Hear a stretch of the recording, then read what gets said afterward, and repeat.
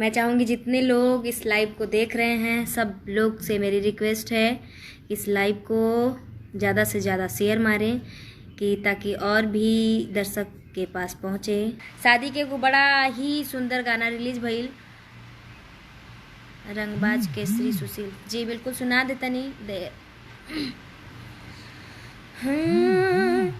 धीरे धीरे भैया गिरई हानु हो हाथे पनिया के धार। धीरे धीरे भैया गिरई हानु हो हाथे पनिया के धार।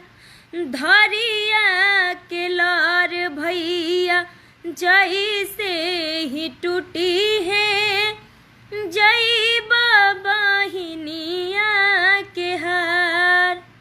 धरिया के लार भैया जैसे ही टूटी है जई बहिनिया के हार। धीरे धीरे भैया गिरई हानु हो हाथे पनिया के धार। बिचेरे मड़उआ में हमें बैठाई हमारे ही घर में बना देला पराई। बिचेरे मड़उआ में हमें बैठाई हमारे ही घर में बना देला पराई।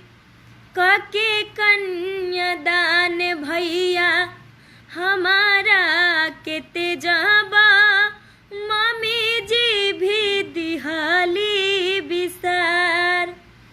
धीरे धीरे पनिया गिरई हानु हो हाथे पनिया के धार। बड़ी ही प्यार से एक सिस्टर अपने ब्रदर से यानी कि एक बहन अपने भाई से रो रो के कहती हैं। सब लोग जानते बानी जा केहू विदेश के नहीं के सब अपने बिहार के बानी जा यूपी बिहार के।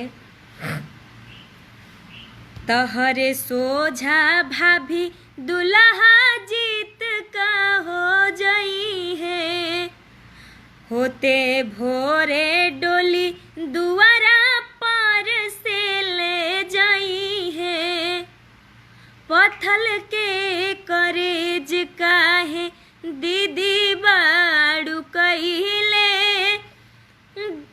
भैया भी बड़े हो नाराज। धीरे धीरे